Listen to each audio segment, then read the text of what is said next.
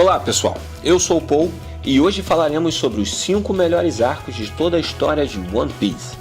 Vale lembrar que só falarei sobre os arcos que já foram completos no anime para evitar qualquer tipo de spoiler, mas se você ainda não chegou até o último capítulo, pode ser que você seja presenteado com um spoiler. Fica então por sua conta em risco.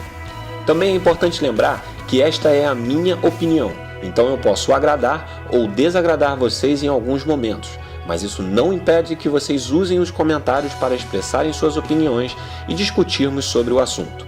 Vamos então à lista. Posição 5. Arco Skypiea.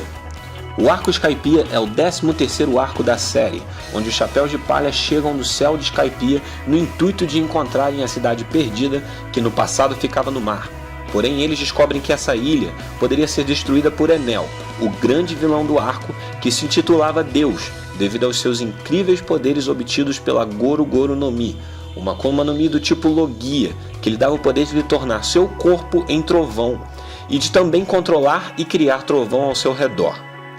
Aliás, Enel foi o primeiro personagem da história a apresentar uma habilidade de Haki, no seu caso o Haki da observação, que tinha sido tão bem desenvolvido ao ponto de poder controlar a ação de todos os habitantes da ilha como se fosse de fato um deus. Skypiea foi um arco super bem desenvolvido, dando destaque para todos os Chapéus de Palha e ao mesmo tempo nos rendeu cenas épicas que ficam guardadas na memória de seus fãs até os dias de hoje.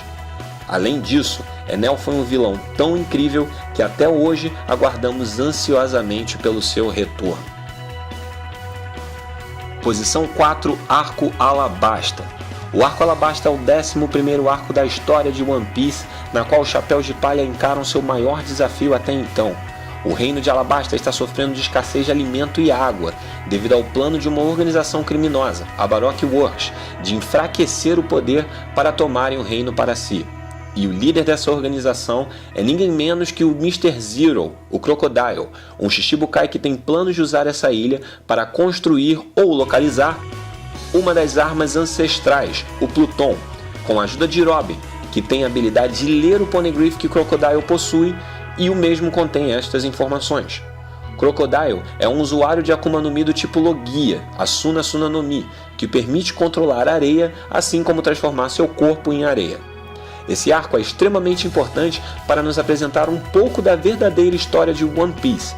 Nele, nós passamos a reconhecer as organizações que comandam o mundo pirata, como os Shichibukais e o governo mundial. Além disso, passamos a entender que é fundamental que os Chapéus de Palha encontrem os Poneglyphs para descobrirem a verdade por trás do século perdido e One Piece. E apesar da tripulação ainda estar pequena nessa altura da história, temos a participação de Vivi, a princesa de Alabasta, que é introduzida ao bando como membro honorário, porém precisou ficar para cuidar desse reino que é simplesmente um dos 20 reinos fundados pelo governo mundial. Neste arco, temos diversas cenas emocionantes, como também lutas especiais para cada membro do Chapéu de Palha.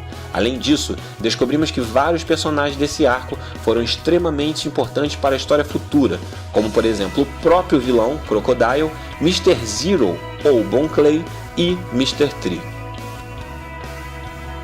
Terceiro lugar, Arco Dressrosa. O Arco Dressrosa é o 27º arco da série, logo após destruir um laboratório de Smiles, Akumas no Mi criadas artificialmente no fim do arco de Punk Hazard. Porém isso tinha implicâncias diretas com Doflamingo, que reinava na ilha ao lado. Desta forma, os Chapéus de Palha uniram seus poderes a Trafalgar Law no intuito de derrotarem os Shichibukai. A história fica bastante interessante ao vermos que os moradores conviviam com brinquedos vivos, como se isso fosse natural, porém todos desconheciam a origem deles.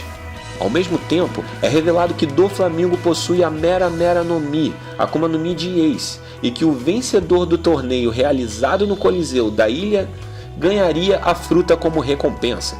Dessa forma, Luffy se inscreve no torneio disfarçado de Lucy, enquanto os demais executam o plano de derrotar Doflamingo.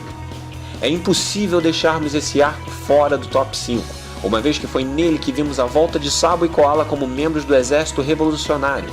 Temos também a revelação do novo almirante da marinha, o Fugitória, e também temos o desenvolvimento de Usopp, que utiliza o Haki da observação para salvar toda a ilha e ser chamado de Deus. Temos também a formação da grande frota dos Chapéus de Palha e ainda a revelação do Gear 4. E com tudo isso foi recheado de lutas incríveis, tanto no Coliseu quanto com a família de Doflamingo, sem contar, é claro, da luta de Luffy contra Doflamingo. Posição 2, Arco Enies Lobby. O Arco Enies Lobby é o 16º arco da história de One Piece e também a 8ª ilha visitada pelos Chapéus de Palha na Grand Line. É a primeira ilha controlada pela marinha invadida pelo bando. O objetivo deles é salvar Nico Robin, que havia sido capturada por Aokiji devido à sua habilidade de ler poneglyphs. Este arco é sem dúvida um dos mais emocionantes para os amantes de anime e mangá do tipo shonen. Digo isso porque os Chapéus de Palha decidem encarar o CP9, uma organização secreta controlada pelo governo mundial, a qual mantinham a Robin como prisioneira. E o resultado disso foi o desempenho excepcional de todos os membros do bando em técnicas de combate, incluindo o Chopper, Nami e o Sop, que geralmente se acovardavam diante de um desafio. Inclusive o Sop assumiu seu alter ego Shogeking para driblar seu medo e protagonizar uma das cenas mais épicas de toda a história da série, o momento em que ele queimou a bandeira do governo mundial, declarando guerra a todos. Nesse arco, vemos também uma evolução das técnicas de combate de Luffy, que utilizou a primeira vez o Gear Second contra Blue Eno. Logo depois, ele também apresentou o Gear Third. Porém, o seu verdadeiro desafio foi contra Lute, o grande vilão do arco, usuário da Neku Neku no Mi, uma Akuma no Mi do tipo Zoan que permite transformá-lo em um leopardo. Mas não foram somente esses motivos para que eu deixasse esse arco em segundo lugar, pois além de toda a emoção devido ao drama sofrido por Robin nesse arco, ainda tivemos a despedida do épico barco Going Merry. E creio que todo fã de One Piece já chorou na cena de despedida do barco, como também se perguntou depois como isso foi acontecer. Só o Oda para nos fazer chorarmos com isso. E o primeiro lugar fica para o arco Marineford. O arco Marineford, também conhecido como Arco Guerra dos Melhores, é o 22º arco da história de One Piece, que sucede o arco de Impel Down após Luffy escapar da prisão ao descobrir que Ace não estava mais em sua cela.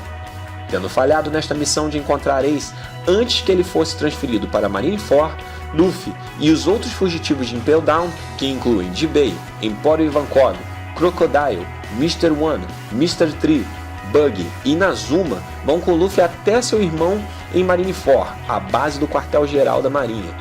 Porém, ao chegar lá, eles descobrem que não são os únicos tentando resgatar Ace, já que toda a frota do Barba Branca apareceu sobre o envolto de Marineford, inclusive os capitães de frota como Marco a Fênix, Joso, Vista, entre outros.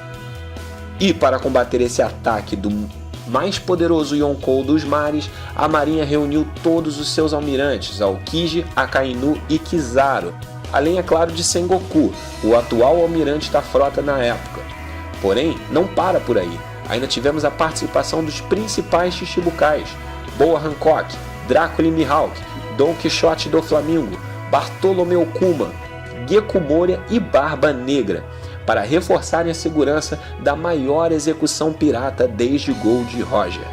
Porém, falando em Barba Negra, ele se aproveitou da guerra formada sobre a ilha de Marineford para roubar a Akuma no Mi de Barba Branca, a Gura Gura no Mi, fruta do terremoto, após uma morte digna para o maior pirata dos mares que afirmou a existência de One Piece para o mundo. Mas ainda assim, Barba Negra assumiu o posto de Yonkou, substituindo Edward Newgate, uma vez que ele também aproveitou a invasão de Impel Down para recrutar os mais perigosos piratas dos mares à sua nova frota. Bleach foi também o primeiro personagem e único até então a dominar o poder de duas Akuma no Mi, e isso é um mistério para todos os fãs da série até os dias de hoje. Porém, vocês sabem que ainda falta o evento mais importante desse arco, que foi a morte de Ace. Para os fãs que conseguiram chegar nessa parte da história sem tomar um spoiler, foi sem dúvida uma das mais chocantes cenas de toda a história da série, uma vez que Ace se sacrifica para salvar Luffy após um golpe devastante de Akainu quando eles estavam finalmente tão próximos de escaparem. Apesar de ser a minha opinião, creio que muitos fãs de One Piece concordam que esse tenha sido até hoje o melhor arco da série. com lutas incríveis, cenas épicas e surpresas inéditas. Porém, vale destacar que neste arco não contou com a participação dos demais tripulantes do Chapéu de Palha, provando que Luffy é um protagonista digno para esta obra. Sendo assim, se você gostou desse vídeo, curta e deixe seu comentário. Caso queira assistir mais vídeos do canal, não deixe de se inscrever e também deixe suas sugestões para os próximos vídeos. Até a próxima, tchau!